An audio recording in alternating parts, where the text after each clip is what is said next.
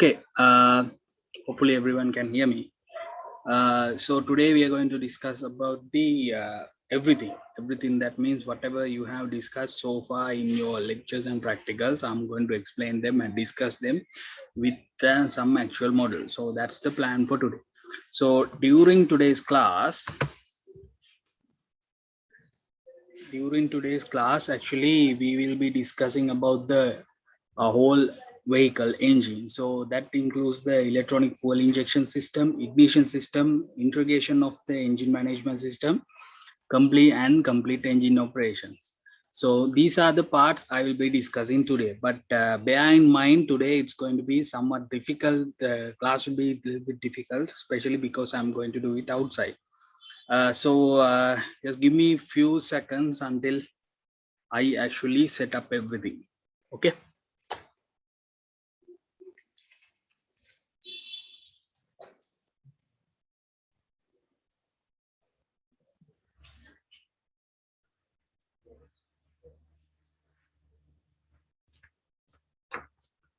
So one more thing, if you can't hear, please let me know that. Okay, if you can't hear me, you have to let me know that.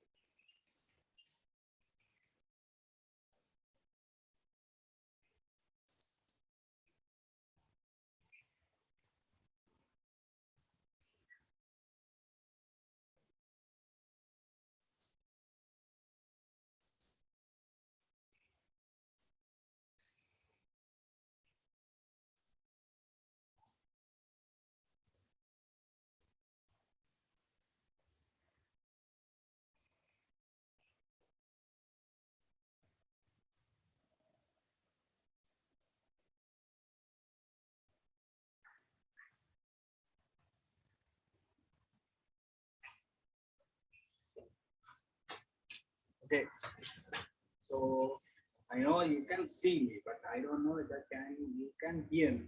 Can someone please reply? Or just tell me something.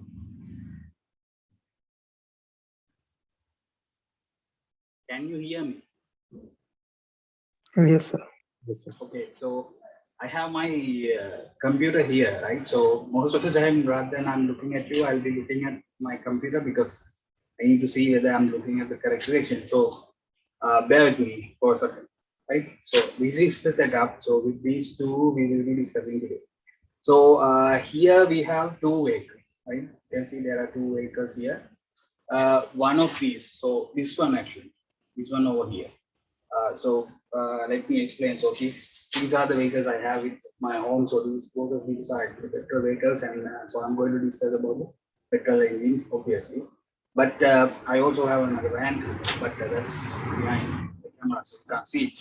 So, anyways, both of these vehicles are actually electronic fuel injection vehicles. So both of these are actually computer controlled engine system management systems are available. But this one and this one have some differences. The engine wise, the operation wise, the layout wise, and everything. So the obvious difference, as you can see, is these two vehicles are from two different eras of three different manufacturing. So this is actually from 1980s. This is actually from 2000. So this is 2008. This is 1983 or something. Yeah, 1983. Right, but these two are very different, right? Very different. Performance wise, engine wise, the layout wise, and everything is different. So if we discuss from the beginning, right? So what you have learned so far. So you remember that vehicles actually have, we discussed about the body, right? Body and everything.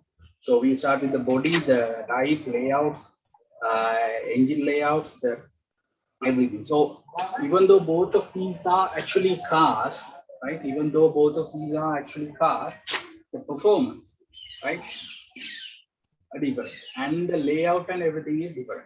From outside, both you can see they are actually just cars, but before the internal layouts are completely different. For Basically, this one is a rear-wheel drive vehicle, and this one is a front-wheel drive vehicle. So that means how the engine arranged and everything is going to be different. That's what we're going to discuss first, and from there onwards, we will discuss about the fuel injection system and how the engine management system actually works. For example, this one actually has a distributor-less ignition system, and this one actually has a ignition system with the distributor, right? So we will discuss about these things while we go on, but I will start from this one because this is the most common setup. So we will start with this one. So let me just open.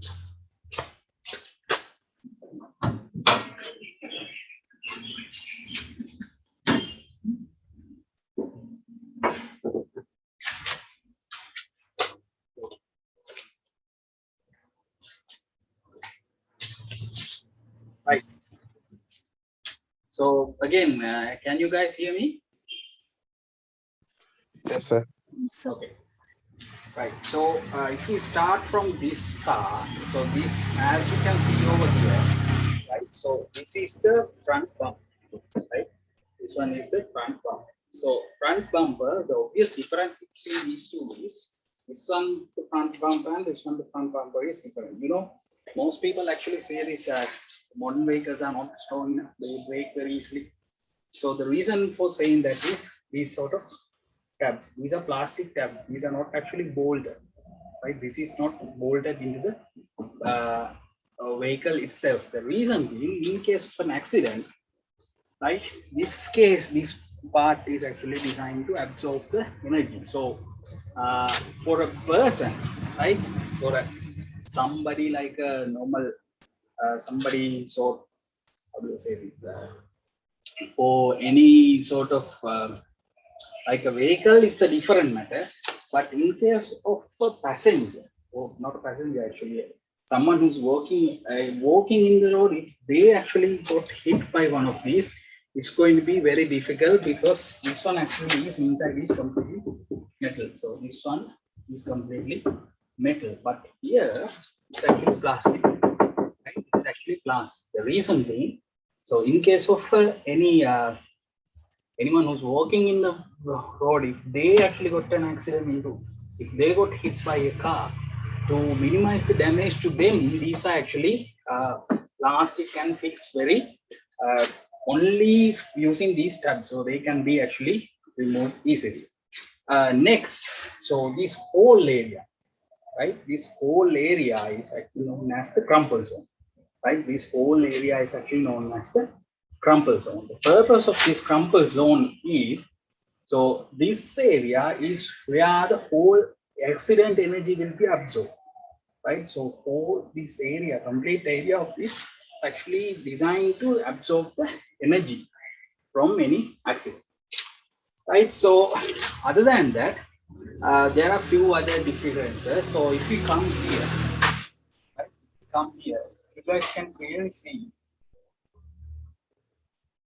right? If you come here, you guys can clearly see the vehicle, the engine is actually fixed in a transverse layer, right? Transverse layer. If you can remember, when we discuss about these engines and everything, we discuss about having two types of engines. One is transverse layout, the other one is longitudinal layout.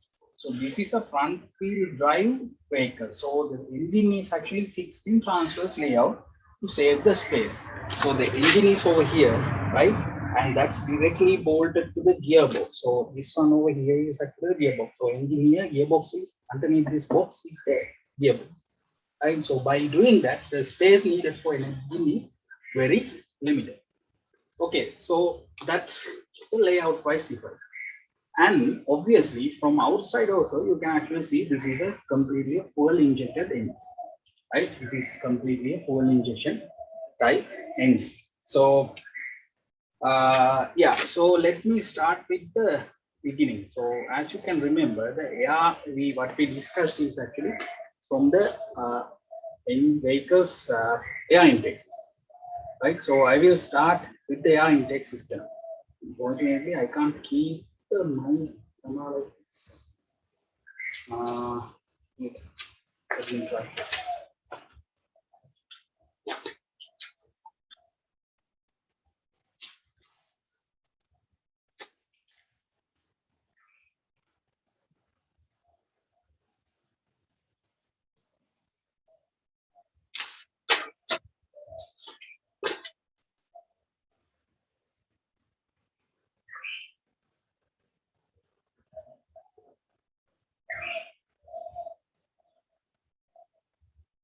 You guys can see it now, right?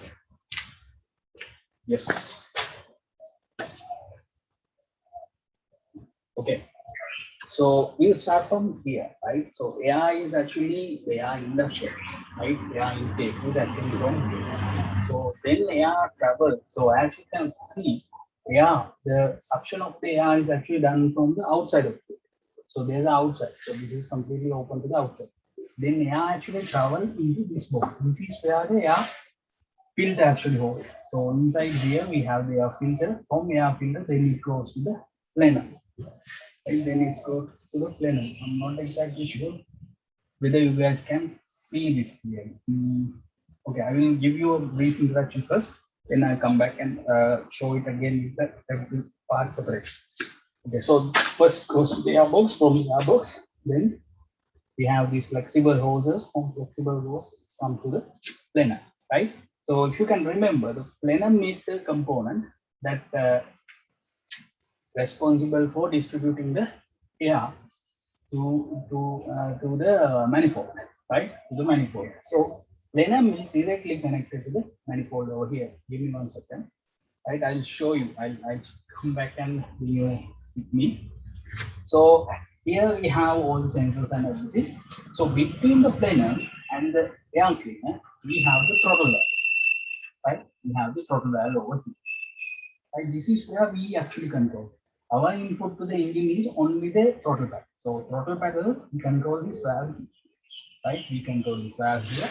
Then the intake comes in. So this part is the engine head, right? This section is the engine head. So on top of the engine head, you have the distribution coil. So this one is a distribution less. Sorry. So this engine is a distributor less ignition system. So this one actually has a based spark type ignition system, right? If you can remember, so that means this is a four-cylinder engine. So two spark plugs are sharing one ignition coil, right?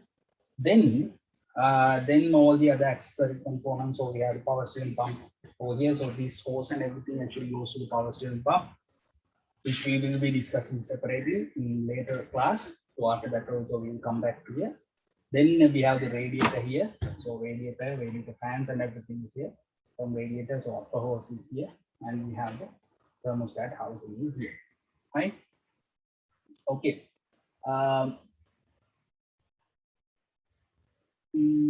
What else? Yes, so let me bring you here. Okay. So if we come back to the beginning, right? So this is a normal engine, right? This is the normal layout of a normal passenger car at the moment. So how this actually works is they are actually taken out from the outside. So air is actually taken from the outside. The reason being, when engine is actually having intake intake from the outside of the engine bay, that means cold air, because the engine bay is actually getting hot, right? So this air actually travels through here, then it comes to this box, right? It comes to this box over here. So this box is the is where the air filter is actually going to be housed. So over here we actually have the air filter, right? This is the air filter. You can see it's a little bit. I'm not trying to take it out, but that's where the air filter is. So we come here, you guys can see there's a box here, right? There's a box here. This is adjacent to the air intake box. The reason for having this box is to actually reduce the noise, right? Reduce the noise. So let me give an example. If you try to suck air through your mouth, right? If you do like sort of thing, that actually makes a noise.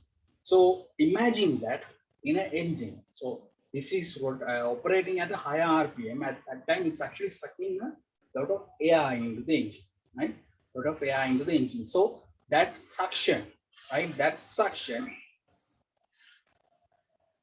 is actually going to create a noise. That noise is a problem. So if you are driving for a long time, Continuously, if you're driving for a long time, that actually create a noise, and it's also responsible for your what you call these tiredness, right? So to fix that, this actually act as a muffling, right? This system is actually act as a muffler. So this whole system is designed to minimize that noise, right? Minimize that noise. So then this box is actually bolted to the chassis, right? It's actually bolted to the chassis. So it's not moving anywhere. It's not moving anywhere. Then there's flexible hose. You can see there's a flexible hose, right? This is the flexible hose. So this flexible hose goes and connect to this part here, right? So this section here. So this is your, not that clear. So this is your throttle valve, right? So this single section is called as the throttle body, where all the throttle components are actually housed. I'll come back to that.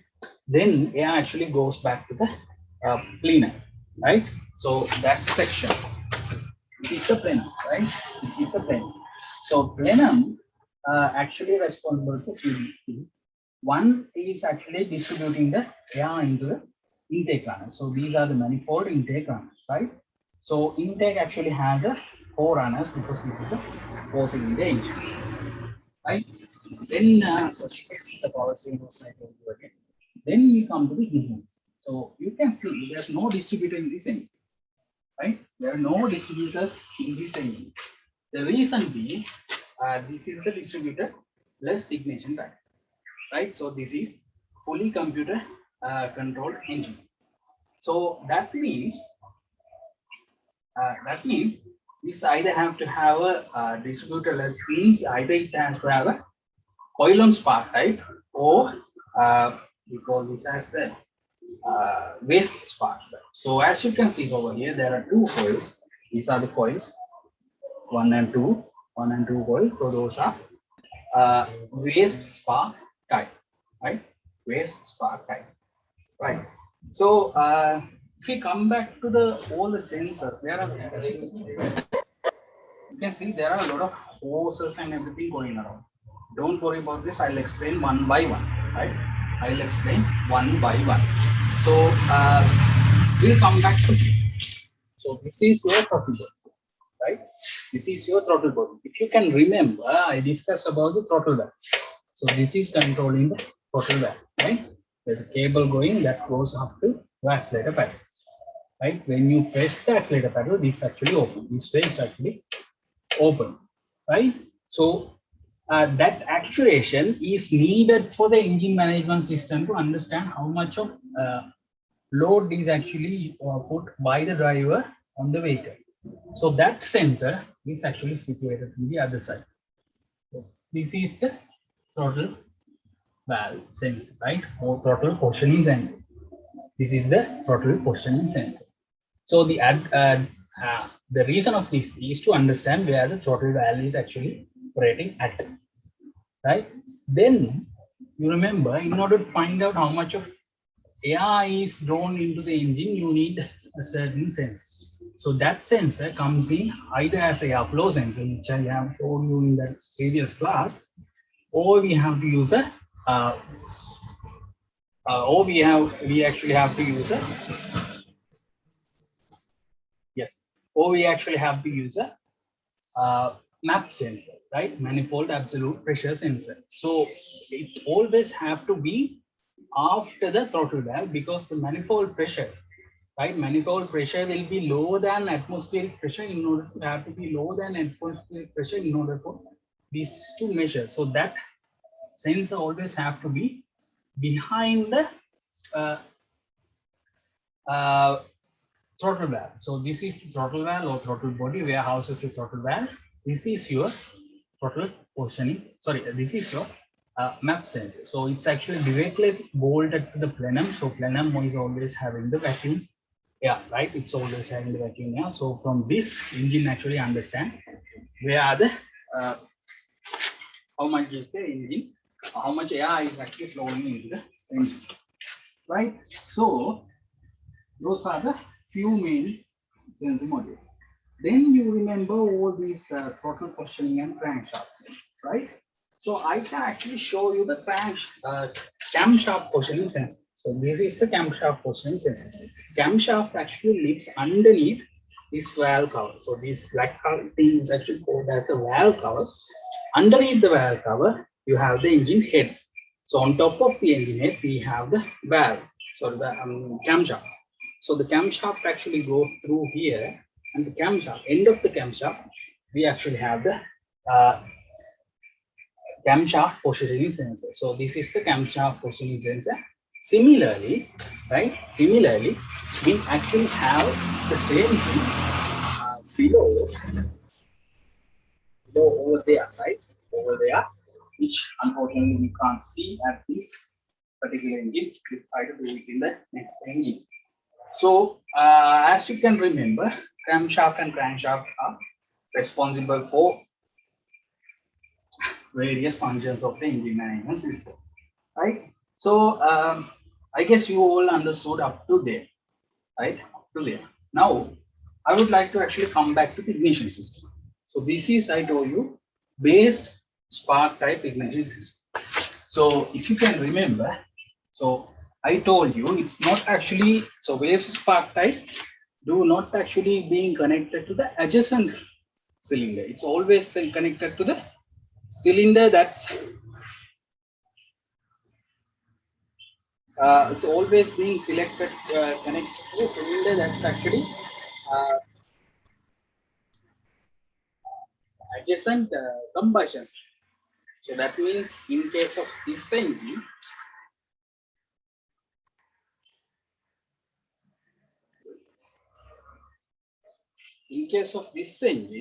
right? Uh, this is a 4-cylinder engine, so that means the engine firing order is 1, 4, 3, 2. So first one and fourth one are the adjacent firing cylinders. Second and third are the next adjacent cylinders for fire. So once you combine that, so that means fourth and first are the adjacent firing cylinders. So ignition coil is shared by fourth and first, right? Fourth and first. So if we come here, so this is so the engine front of the engine is always starting from this side. That means near to the crankshaft pulley. So crankshaft pulley is over here. So the engine front of the engine is always this side, right?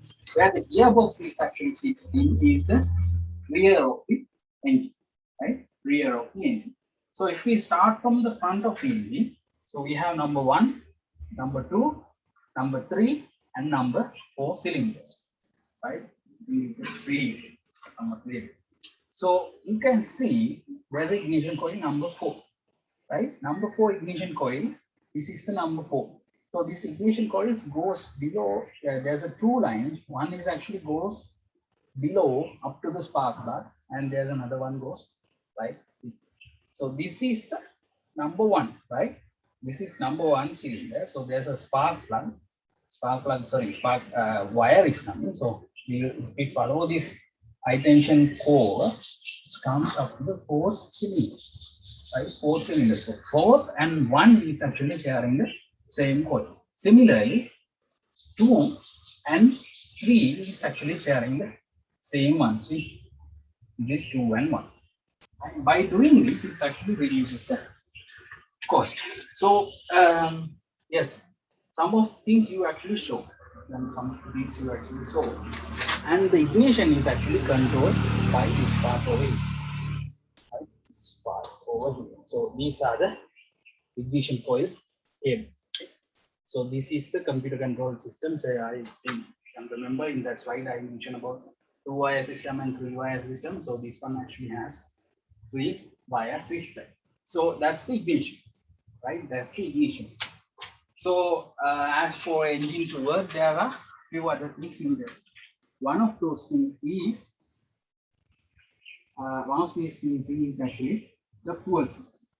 So fuel ignition. So fuel is actually delivered from a rail over here, right? From a rail over here. So fuel from the fuel tank, it's actually pumped through a line, which one of these. So This is the fuel hose, right? This one is the fuel hose, right? It comes up to and it's connected over here, right? So you can see this below this wire. Wire. So there's a fuel rail. There's a fuel rail going here. So think you can see this is the fuel. This is the fuel rail. So at the end of the fuel rail, there's a component. This is actually called as the fuel regulator valve, right? Fuel regulator valve. Based on how much the engine RPM and how much engine power is necessary, it's actually control the fuel going into the engine. So in order to understand how much of power is needed, it's actually how much of power is needed, it's actually using the vacuum system. So this, there's a rubber hose coming up to here, right? Coming up to here, right? So this is actually a rubber hose that's actually fed in the vacuum line. So this is the plenum, it's always having vacuum. So that vacuum is used to actually control the fuel pressure, right? Control the fuel pressure. So same thing, right? Same thing. You can see these, there are two other hoses going, right? There are two other hoses going up to over here. So these are actually ventilation. Ventilation. So when the pistons are actually moving up and down, the pressure inside the engine bay, engine is actually increasing. That means inside the crankcase, right? Crankcase pressure will be increased. In order to reduce that pressure, these hoses are used. So this is actually known as positive crankcase ventilation. I'll explain that one when it comes to the emission control part. Right? Once we come to the emission control part, I will give you more explanation about that. So there's one hose that actually goes to the intake. This is actually goes to the intake. Number one is goes to the intake. The other one goes to the plenum itself. So this one goes to the vacuum. This one goes to the atmospheric pressure. Right? So you just have to remember this. So if we come back to throttle going back, so throttle valve is here, right? Throttle valve is here. So when the engine is actually started, once the engine is actually started, right? So as you can see over here, right? As you can see over here, this is actually going to be controlled only by the driver. But in order for engine to increase the RPM, increase the engine RPM and compensate for air conditioning and headlights and other components, this idle speed has to be managed. So in order to do that, it's actually have something called a idle control valve, right? Idle control valve. So idle control valve is below this. So this is the idle control valve. Right? This one over here. This is actually the idle control valve. So you can see this is idle control valve here. It's actually directly controlled by the ECU itself. Okay, right. So how this actually works is basically when if there's too much load in the engine, and if engine idle, if engine understood that it cannot overtake the load just in the idle RPM, this particular idle control valves engage and it allows airflow to actually bypass airline that goes below the throttle valve and allow it to travel, send more air into the engine. And by increasing the air as well as fuel, the engine RPM will come a bit higher in order for engine to be properly kept running, right? Properly keep running. Yeah. So yes, that's the basics for this particular engine. So you can you will understood. If you have any questions, you can actually ask. But before we go ahead, I actually know that's related to this cooling system. That's related to this cooling system. So this is actually the radiator, right? This is the radiator. You can see this is the radiator cap. Right? This is the radiator cap. right? So it's this is original radiator cap, and it's actually mentioned how much of mass and how much of pressure is actually being used in this. So the upper hose, that means the coolant, the hot coolant from the engine actually comes through this hose, right? This hose, right?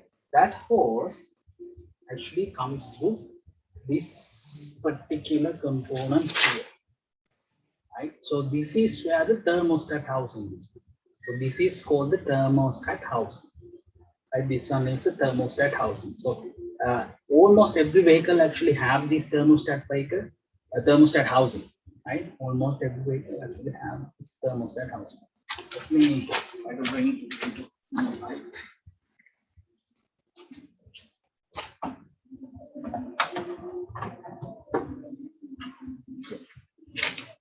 Right? So there are two hoses. The other one is actually coming from the underneath of the radiator itself. So this one actually comes from the radiator and it comes to the thermostat house. So this is where it's actually controls whether the coolant have to go to the engine or whether it has to come back to the radiator. Right? If this is closed, right? If this is closed, the coolant will not actually go anywhere. It's coming back. If it is open only, the coolant will be actually circulated in the engine. Now, if you can remember again, in your theory, I explained that there will be two sensors used in the engine in order to control the engine cooling system. One is to actually give you an idea where the engine temperature is at. That means for showing it in your gauge cluster, right? So you can see there are two sensor modules actually fixed here. Right? There are two sensor modules. One is over here.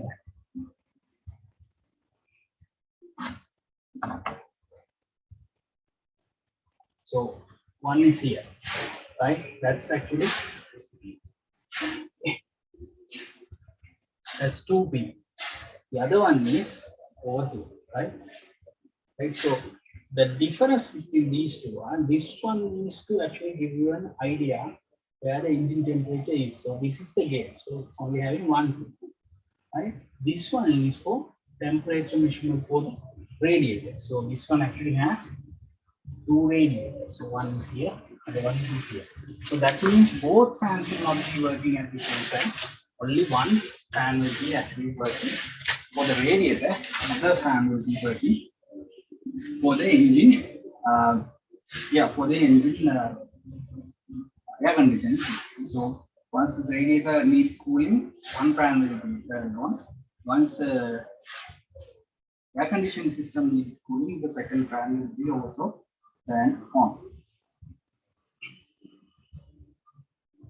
Okay, so other than that, unfortunately, it's almost impossible to see any of the other sensor modules. So NOx sensor is one of the most important sensors, especially related to this ignition timing, but unfortunately it's behind this panel, right?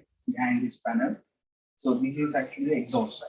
This is the exhaust side. You can see there's a heat shielding around it. So that heat shielding allows the coolant system to be bit cold there since the radiator is just next to it. Okay, so did you get an idea where this, how this works and everything? Do you have any questions related to that?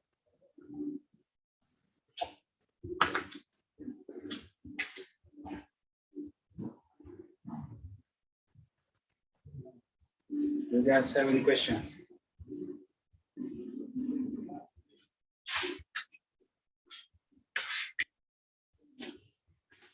Any questions? Either at least, I mean, at least you have to say no.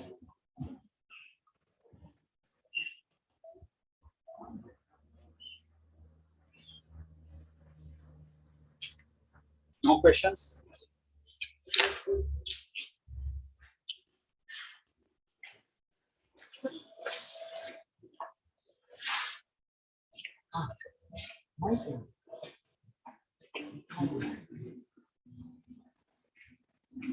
Any questions?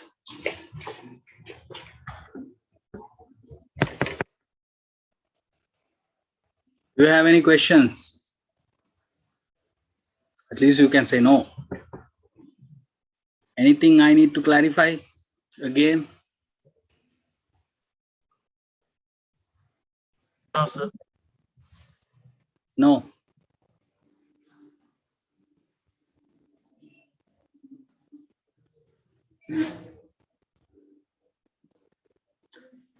Okay, since none of you are actually replying, I'm guessing it's a no. No questions. I don't know whether you understood or you are fully confused or what's the reason here. But I'll move to the next engine.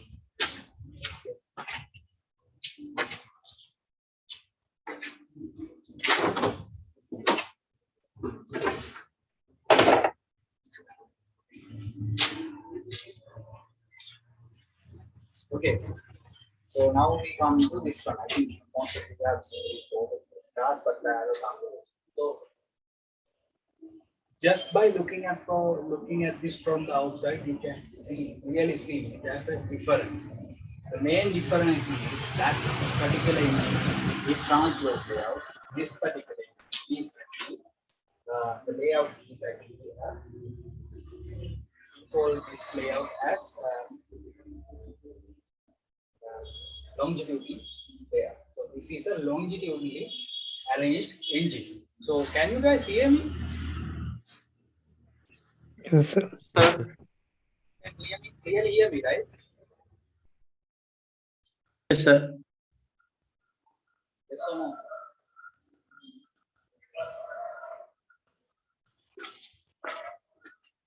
Just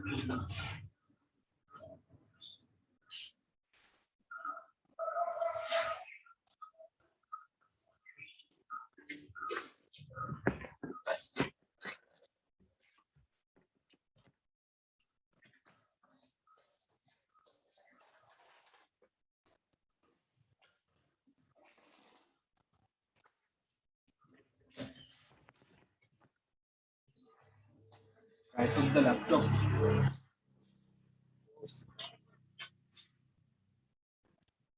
Okay, so I will start.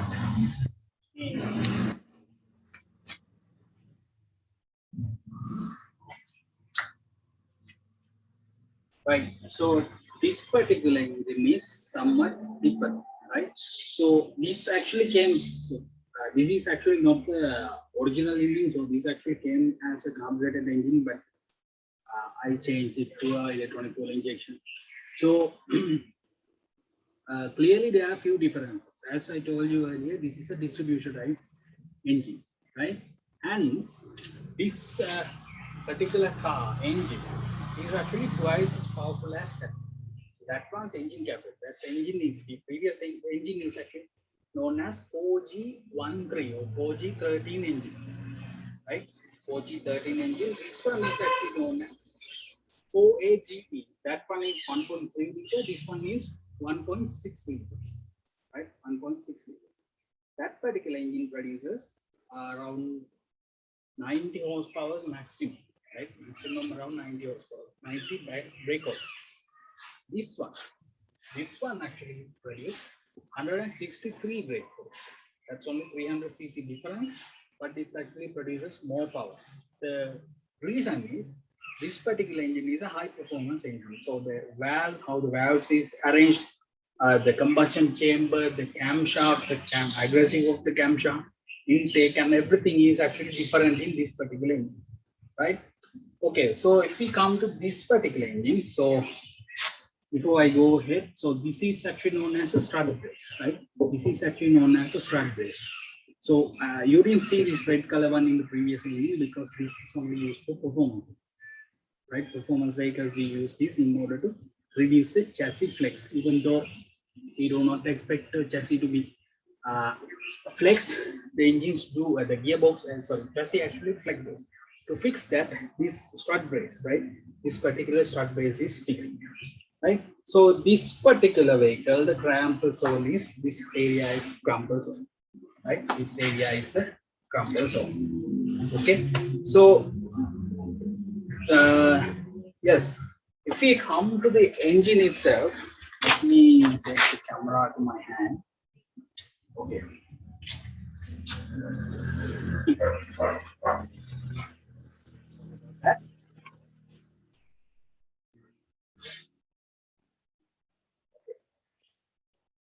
If we come to the camera, sorry, when it come to the car, making itself.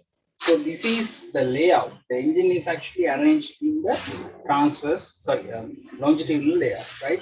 So engine is actually parallel to the length of the vehicle, right? So this is the most common and easiest way to fix in a vehicle. So maintenance and everything is easy. So the gearbox is now fixed in between the front seats, right? So in between the front seats, we have the gearbox.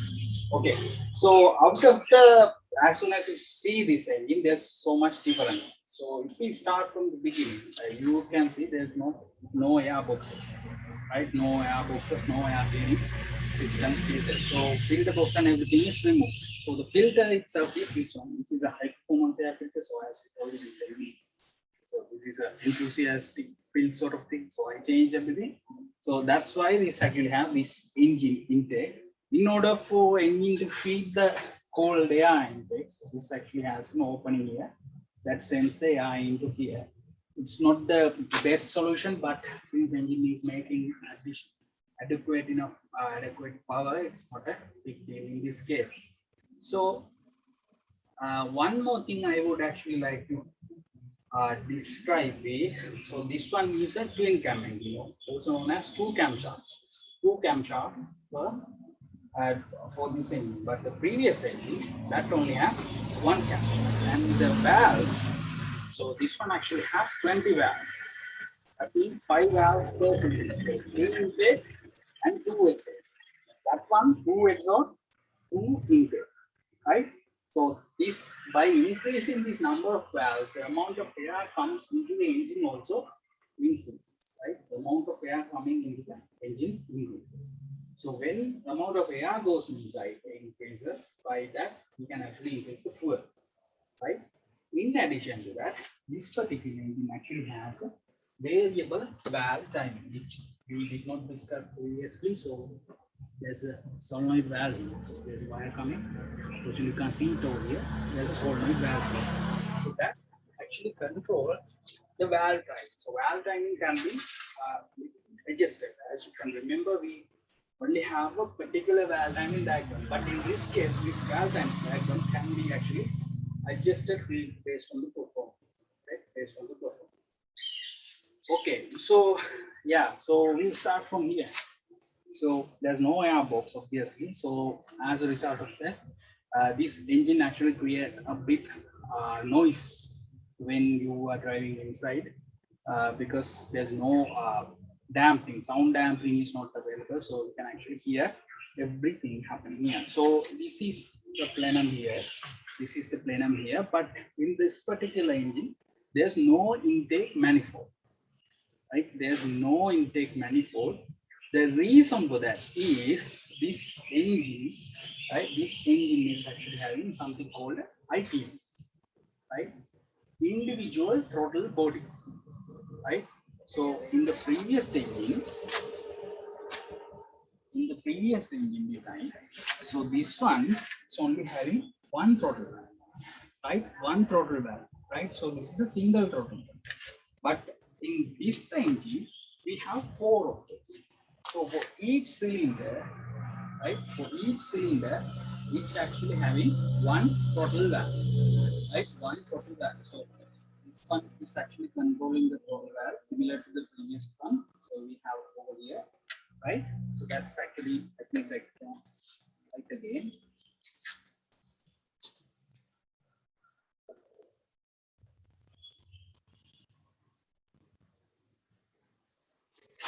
So we have throttle valve here, right? So this throttle valve is actually controlling all 4 throttles. So there's one here, another one here, another one here. So all 4 cylinders actually have one throttle valve per cylinder, right?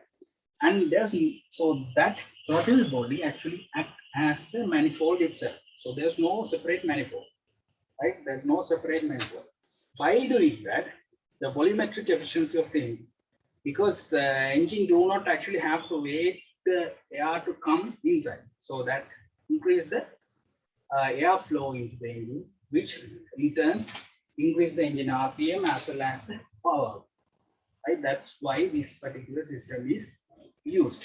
So there are few other differences also. Since this is actually similar to a since this one actually has individual throttle bodies, right?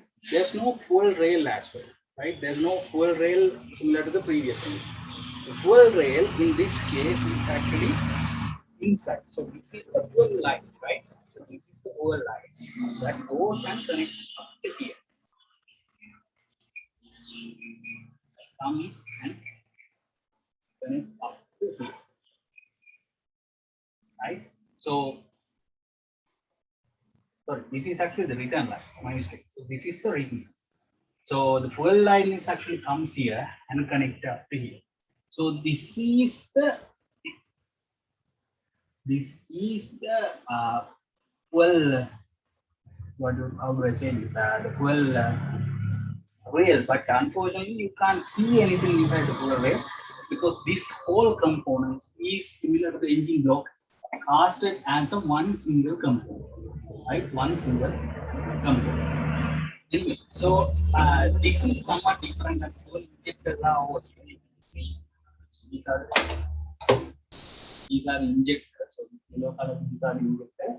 But the injectors, usually the fuel rail, in the fuel rail is actually on top of the fuel injector, right? On top of the fuel injector. But in this case, fuel rail is around the fuel injector because of the difference in the design in this case.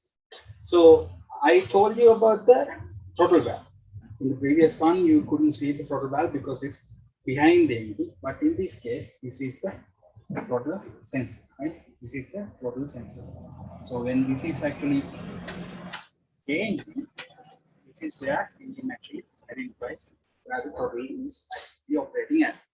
So as I told you, this is actually a distributor type ignition system. So the distributor is actually over here. Unfortunately, it's not that clearly visible. So this is the distributor. From distributor, there are 4 lines coming to each of the cylinder, right? Each of the cylinder. Even though this is ignition, distributor type ignition, it's still computer control ignition, right? Computer control ignition, and the control module is over here. So ignition module is over here. So underneath this is the ignition control module over here. I have showed you the ignition module in the previous class. So this is the ignition module, and the ignition coil is over here. So one single coil to all 4 cylinders, right? All 4 cylinders. So you can remember, this is not a usual liquid cool type. This is normal coil ignition, right? So that's the ignition part. So ignition is actually controlled by the signals that goes into the engine. So throttle and everything is actually goes in here. And in this case, in this particular engine, camshaft positioning sensor is actually fixed inside the distributor because it's directly fixed to the distributor is directly fixed to the distributor is directly fixed to the camshaft itself. Okay, so now we come back to the fuel system, right? So this is the fuel line, right? So the fuel comes from the fuel tank, from behind the vehicle, fuel tank, which comes up to here. Let me take the camera.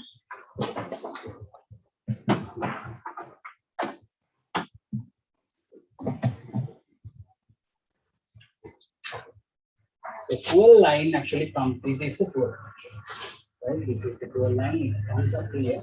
This is the fuel filter. This one is the fuel filter. The previous vehicle, the fuel filter is underneath the vehicle, but in this case, the fuel filter in the engine bay itself. So fuel filter is over here. From the fuel filter, it sends to this component. So you didn't see this one in the previous vehicle because it's not available. So this is actually known as adjustable fuel filter. As I told you, this is designed to operate in a bit higher. This is more or less like a performance. So this is actually performance. So that's why this actually have this adjustable fuel pressure regulator. So we can actually change the fuel pressure if it is necessary. But we can actually set the maximum pressure amount we can still set. But the automatical arrangement of fuel pressure is done by itself using these.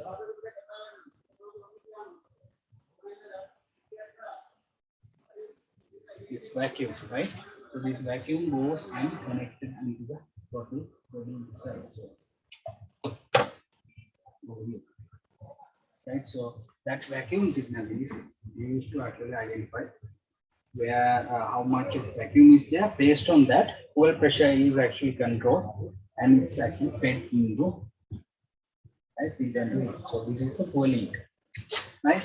So additionally, there's almost impossible to see in this engine. Again, this engine is actually we can see this one also have two sensors. One is this one over here. It's for the switch fan, electric fan, and this one actually has a. This is the gauge, right? So this one actually has the single fan layout. Previous one we had two fans, so this one actually has one fan for the engine cooling and another fan over here. Fan over here. This fan is actually used for the air conditioning system. The power steering pump still similar to the previous one. Power steering pump is over here. This one is the power steering pump. Below that there's the air conditioning, and we have the alternator over here and the water pump. So this is the water pump. So this one is the water pump itself. Right? So this is also this is actually driving the water pump. So some here in this case, that one also can be seen very well, but here, so this is the exhaust which goes below and through. So the main difference between these two engines are the volumetric efficiency. Volumetric efficiency is how the valve works, how the engine head is designed. So because of that, even though they are somewhat similar in capacity, that's 1.6, 1.3, this is 1.6. This one actually produces almost power.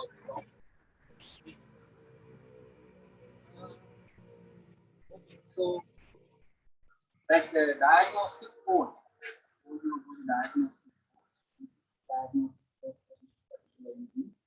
In this engine, so this is actually a OBD2. So this is OBD2 vehicle. So you can't actually see that diagnostic code because it's actually inside the driver, near to the driver. So it's near the driver, so you can't actually see it.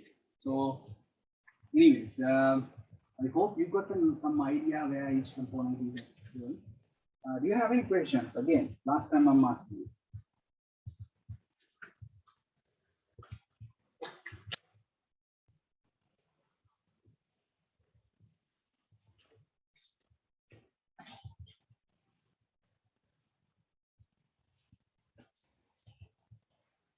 Do you have any questions?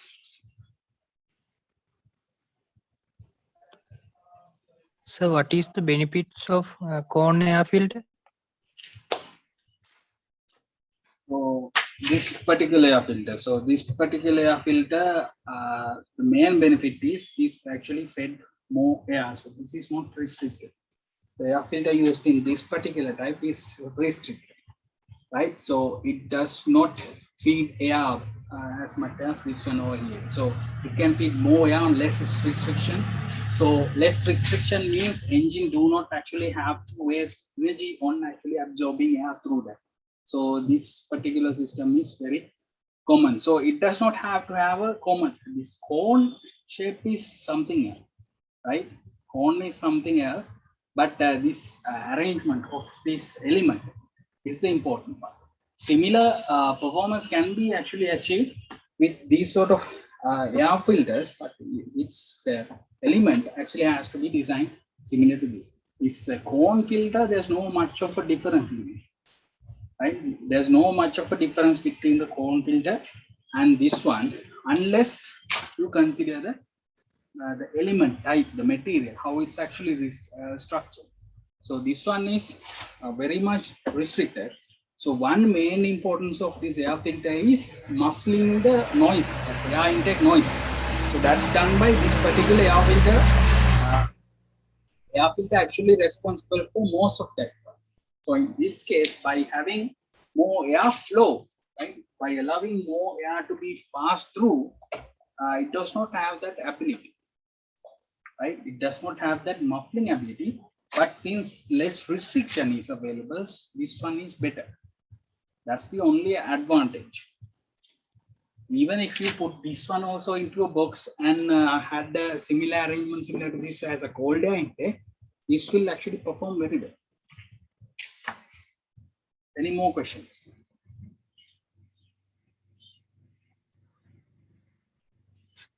Anything else?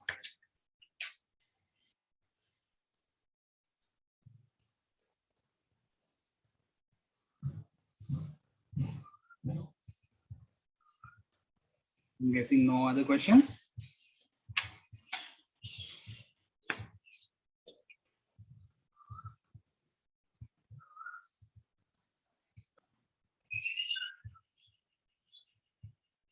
So if I ask any question related to ignition system and how it's arranged, and if I show you an engine, what sort of ignition system and everything, can you explain? Can you answer these questions?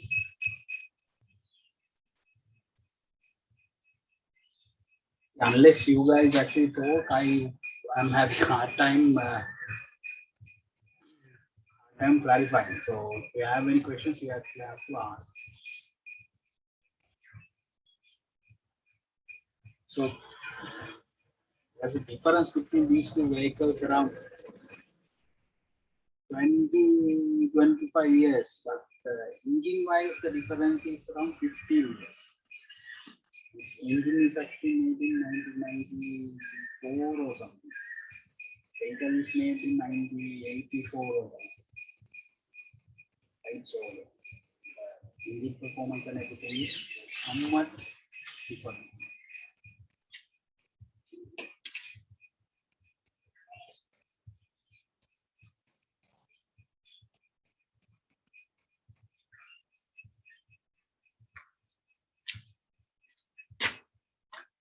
So no, I have one question.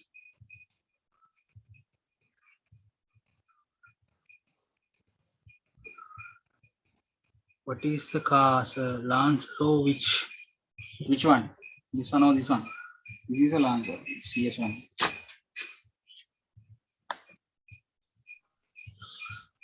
So how is the fuel consumption of these engines? Yeah, so obviously since this one is making bit more power, the fuel consumption is very poor. In this one, the fuel consumption is very good. So like this one does 14 kilometers, I think 14 kilometers around that in the city. This one is around 9, sort of 9, 10 maximum in city. But this, when I come to work, like home, this does around 14, 15, 14 is the maximum. This one does around 17, 18. So that is actually due to the difference in the engine management system. Right? Engine management system. One more thing, the ignition or the control module, right? ECU. Both of these vehicles, the ECU is actually underneath the dashboard. So we can't actually see it. In order to see it, it has to be completely dismantled, which I'm not planning to do over here.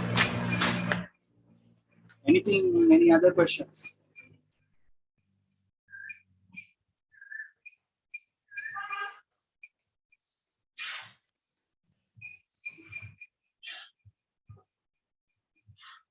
Nothing else. So no chat questions. I believe there's no other questions. Okay, if there are no other questions, I will finish the class here. It's going to be rain now. No questions? Okay, so something you have to have talk. Huh? But since you guys are not doing it and because the rain is coming, I will stop here. We'll meet on the next day. Thank you very much. Just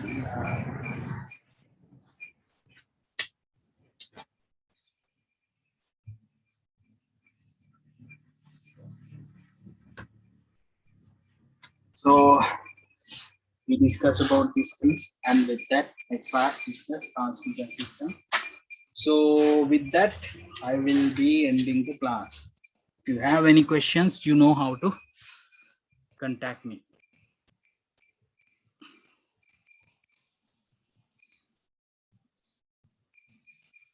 Okay. Class is finished.